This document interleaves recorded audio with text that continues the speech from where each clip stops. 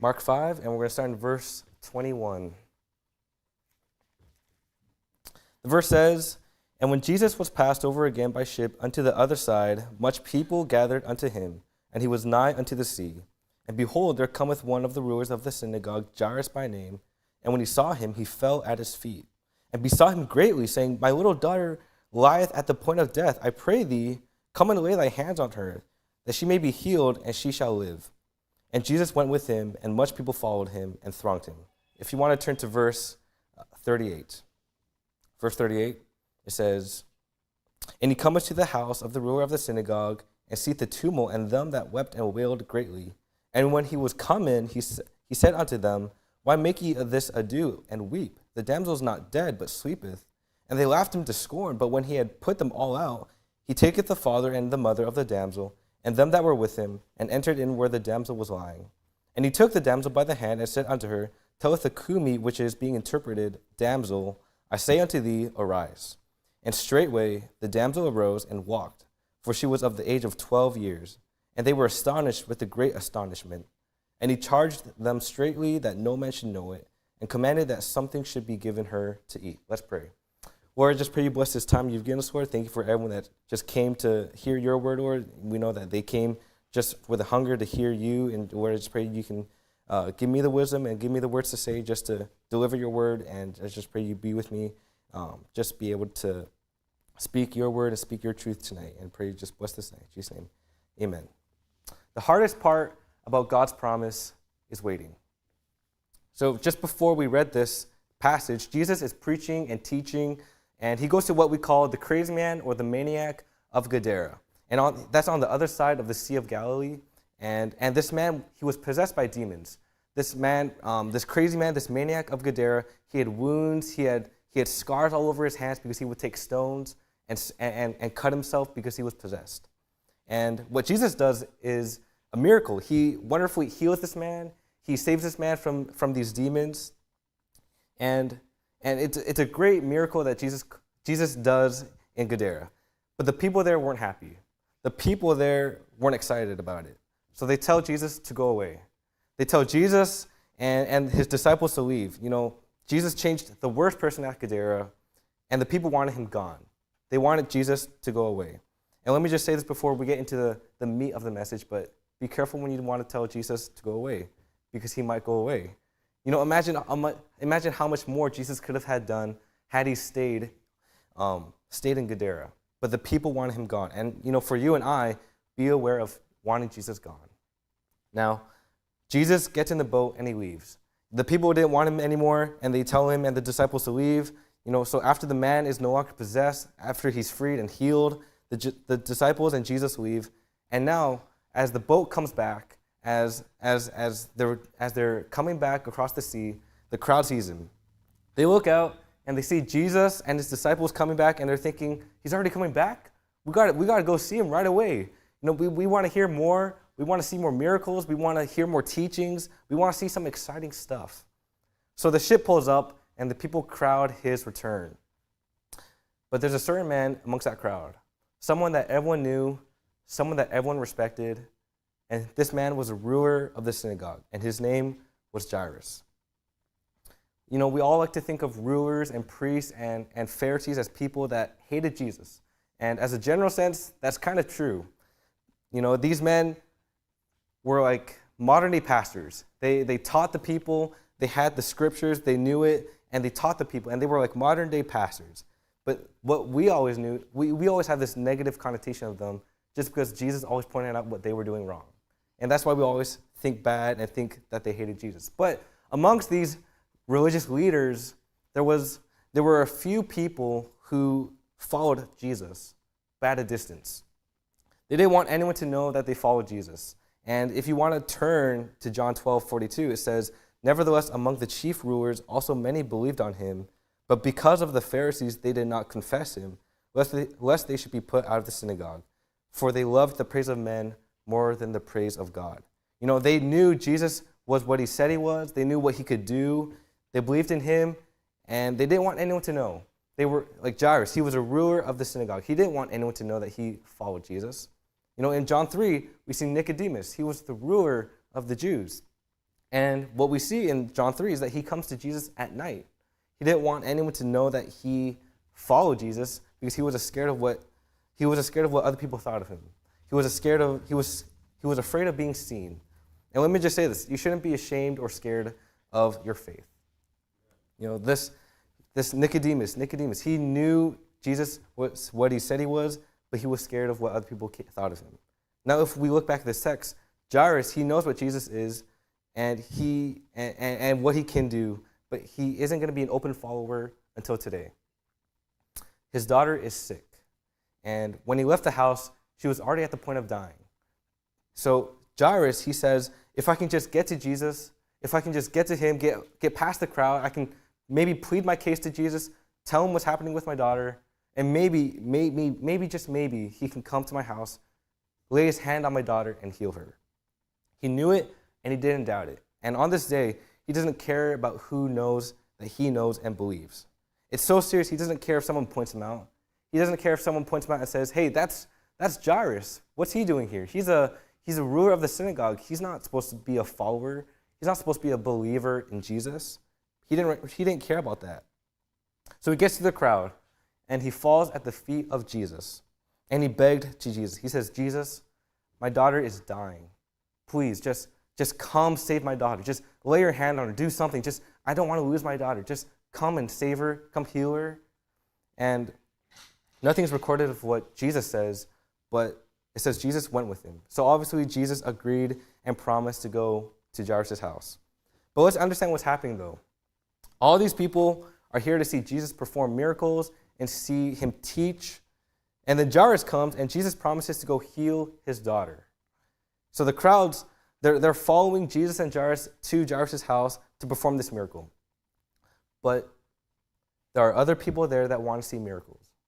Other people there that have their own needs. Other people that want Jesus to heal them or heal someone that they know. They want to see Jesus help them. Notice that we skipped verses 24 to 38. Jairus, he's excited. Jesus is actually coming to my house. I'm not going to lose my daughter, and I'm going to see my daughter again. She's not going to die. But all of a sudden, he stops moving towards the house. Remember, this is urgent. His daughter's not sick. She's dying. And they got to get back to the house and heal her. But all of a sudden, Jesus stops. Have you ever claimed a promise of God and it looks like you're going in the right direction? Maybe it looks like God's going to fulfill that promise. But maybe he stops. Maybe you've prayed something to God. Maybe you have these prayer requests, something serious in your life, and it seems like God's answering them. Maybe it looks like God's going to answer your prayers. But God stops. Not only does he stop, but he starts walking away. It looks like he's not going to answer your prayer. It looks like he's moving away from fulfilling that promise. What do you do between that promise and the fulfillment? What do you do between the prayer and answer? This man, Jairus, he had a promise from Jesus. Jesus was going to go to his house and heal his daughter. They were moving towards his house, but they stopped. At the back of the crowd, there's this woman, and we don't get her name, but it says that she has a blood issue. And it's been an issue that she's had for 12 years. And it says that she's gone to many physicians, she's gone to doctors, she spent her life savings on these doctors to try to heal her, to try to heal this blood issue, but none of that worked. And she spent all of her living, and it's all for nothing. She's going to die. She's stuck, and there's nowhere to go. She's kind of at the same point of Jairus. She knows that if she can get to Jesus, he can fix it. He can heal her. But the problem is, she's not supposed to be in the crowd. She's not supposed to be in this crowd with Jairus, all these people, because according to the law, she can't be seen out in public or in a crowd of people. She's like a leper. It's a disease so serious that if she's seen outside, if she's seen in public, they'll banish her from the land. But now she's willing to risk it. If she doesn't get to Jesus, her life is over. But just like Jairus, she's willing to risk everything to get to Jesus. She's most likely in the back of the crowd. She's in the back of the crowd trying to just think of a plan just to get to Jesus. But then when Jesus and Jairus start moving, all of a sudden, the people in the back are suddenly now in the front. This woman with this blood issue, she's now in the front. Jesus and Jairus are walking right towards her. If you want to turn to verse 27, it says, when she had heard of Jesus, came in the press behind and touched his garment. As they're walking past her, she takes this opportunity and just swipes at his garment. She doesn't try to talk to her or talk to him or try to reason with him. She just reaches out and she just touches his garment and barely touches him. And then verse 28, for she said, if I may touch but his clothes, I shall be whole. And straightway the fountain of her blood was dried up, and she felt in her body that she was healed of that plague. And Jesus, immediately knowing in himself that virtue had gone out of him, turned him about in the press and said, who touched my clothes? And his disciples said unto him, thou seest the multitude thronging thee, and sayest thou, who touched me? She touches Jesus, she's completely healed, she's whole, she's restored, she's back to normal, and she's excited. And then Jesus stops and says, who touched me? Who touched me? And now she's scared. You know, the disciples, their response to what Jesus says is, what are you talking about? There's a whole crowd here. They're thronging you. They're touching you. There's probably 15 people just touching you right now. But Jesus says, this is different. He knew virtue came out of him. In verse 32, it says, and he looked around about to see her that had done this thing. Virtue goes out of him, and he stops, and there's confusion, there's discussion. Everyone's like, what's Jesus talking about? What's going on? Why did we stop? I thought we were going to go to Jairus' house. He turns around, and he makes eye contact with this woman. He sees this woman. You know, if I was this woman, if I did what she did, I think I'm busted. I just stole healing from Jesus, and now he's going to take it all away. I'm guilty, and he's going to take that virtue, take that healing back, and it's all going to be for nothing. You know, it wasn't like a line just to see a celebrity. You know, it wasn't just to get a signature or a picture taken. No, she just reached out, took the opportunity, took that 1 second to just touch Jesus. And now she's thinking, maybe I did this all wrong. He's going to take it back, I'm going to die, and this is all for nothing. You know, verse 33, it says, but the woman, fearing and trembling, knowing what was done in her, came and fell down before him and took him all the truth. And he said unto her, daughter, thy faith hath made thee whole. Go in peace and be whole of thy plague. She can live in peace. Everyone's confused. The crowd, the disciples, they're just standing there. They're thinking, what's happening? But then everyone that came to see miracles, they just missed one right there. This woman just reached out, touched Jesus' garments. Virtue came out of him, and now she's healed. And everyone just missed it. And now that they're all stopped, they see this woman. They're probably thinking, wow, she's a hero. She's a walking miracle right there. Everyone's probably excited. Everyone wants to probably shake her hand. And now everyone's just enjoying the moment. But want to know who's standing there on the side? Jairus. His daughter was dying when he left the house. What do you do at that point? What do you do when you're forced to wait? Today, I just have 4 practical instructions of what to do when in between the prayer and the answer or the promise and the fulfillment. All right. Number 1, don't put your own limitations on God. Don't put your own limitations on God. You say his need is urgent, but Jesus chose to stop. Can I give you guys a truth today? It's pretty simple. I didn't come up with this. Maybe you can turn it into a bumper sticker or something. But let me just say it. God is God, and you are not. You know, if you settle that in your heart, that can already solve a lot of problems in your life. God doesn't have to work in the way or the time that seems best for you. He may fulfill a promise in a way that you can never think of. He could answer a prayer that you could never imagine. He can answer when and where and how he chooses. He is always on time. It only took us a minute to just read this passage. Notice that? It took us 1, maybe 2, 3 minutes. But imagine what's taking place here. Jairus is forced to wait. Jesus is standing there with the crowd, the disciples, this woman, and it's probably going on for, I'd say, an hour. because there's so much happening just in this one chapter. And the woman, she's healed. Everyone's trying to shake her hand, see her, take a picture of her, But Jairus is waiting. What's going through his mind? I hope she's still alive. What's going on? Why aren't we moving? My daughter's dying. He's probably frustrated. He's probably angry. I'd be mad. I'd be angry. He's probably thinking, I'm going to lose my daughter. There's no more hope. He's afraid. He's afraid of losing his daughter. But can I tell you something? Being afraid just tells you that you're putting limitations on God. We always say that God's ways are best. He knows more than me. His thoughts are not ours. But how likely will you believe that when you're forced to wait? Jairus, he's waiting for Jesus to heal his daughter, but he's panicking. He's thinking, Jesus is cutting it close, man. I don't know if we're going to make it. But we like to limit God, and we sometimes don't even notice. We tend to have small prayer requests, and that's because we don't see God answering something bigger in our lives. We like to limit God's omniscience, his power, his sovereignty, his authority. Someone said this: most Christians expect little from God, ask little, and are content with little.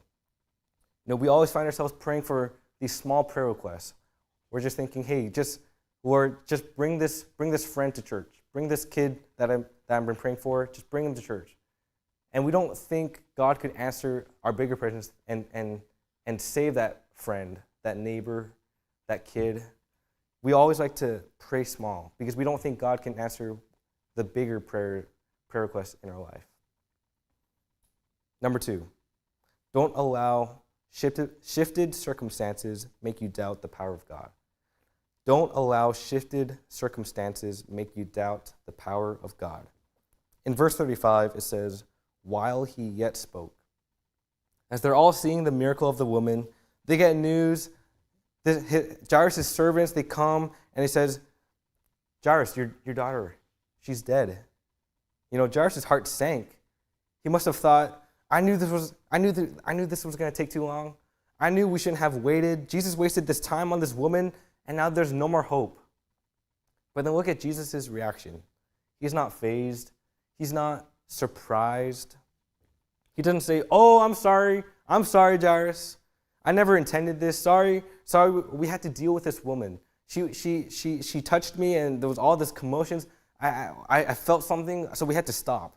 That's just how it works sometimes. Maybe just come to me 30 minutes before, and maybe your daughter would have still been alive. No, that's not what Jesus says. But in verse 36, Jesus tells Jairus 2 things. First, he says, don't be afraid. That sounds kind of cruel of Jesus to do. And, it sounds kind of cruel for Jesus to just say that to someone who just lost his daughter. But Jesus understood that faith and fear don't go together. Before Jairus could truly trust Jesus, he had to decide to put away his fear, to not fear anymore. And secondly, he says, to only believe. He says, just trust me. Don't try believing and fearing at the same time. Jesus understood that you can't believe and figure things out. Don't try to believe and make sense of the delay, but only believe. It's one thing to believe that he will heal his daughter, but it's another thing to believe that he will raise her from the dead. I've seen a lot of YouTube videos. I get curious. I look up charismatics and look at their practice, and sometimes they get carried away with their healings. They bring a lot of people in that need to be healed, and they can do all these healings all they want, but you never see them try to resurrect someone. They're not going to bring a dead body and raise them back to life. Do you know why? Because it's a different thing. It's a different ball field. You got a dead guy. God has to be there. God has to touch him, or else the dead guy stays dead. These circumstances aren't looking good for Jairus, and now he has to wait for Jesus to heal the sick woman. God wants to wait till you say impossible, so you can only say, look at what God did. This is only what God could do. No one else could do this.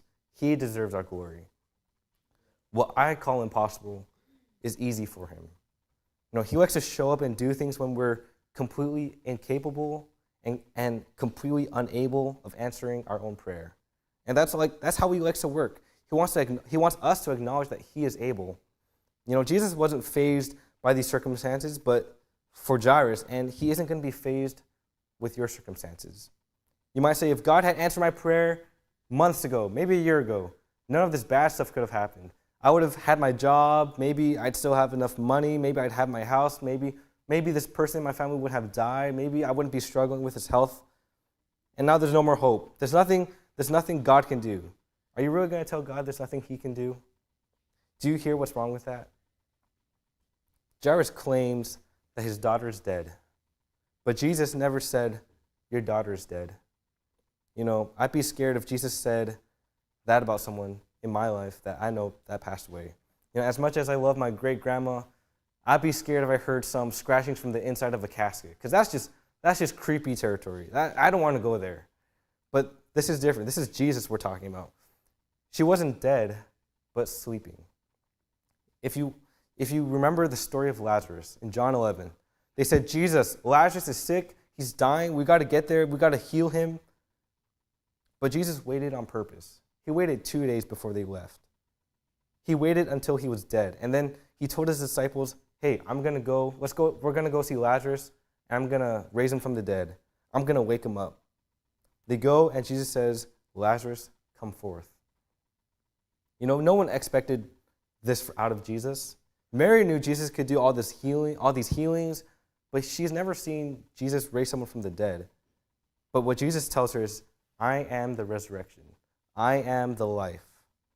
The resurrection is a person, not an event. Jesus says, if I can do it on that hill over there, which I will, I can do it right now. If the resurrection and the life is standing in the room, you don't get to be dead, but only asleep. No one is ever dead if the resurrection, the life, is standing in the same room. Number 3, don't let the doubts of others keep you from believing God. Don't let the doubts of others keep you from believing God. In verse 40, it says, and they laughed him to scorn. He will accomplish in a way that you can never imagine. People can talk all they want, but they're not God.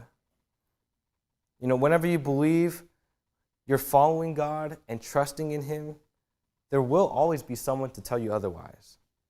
Maybe it's a family member, a friend, maybe it's an unsaved person at work. Maybe they know that you're a Christian and they're telling you otherwise. Maybe they're telling you everything that's bad about being a Christian. Sometimes at church, there can be others at church that kind of tell you wrong. They try to take God's place and tell you what to do in your life.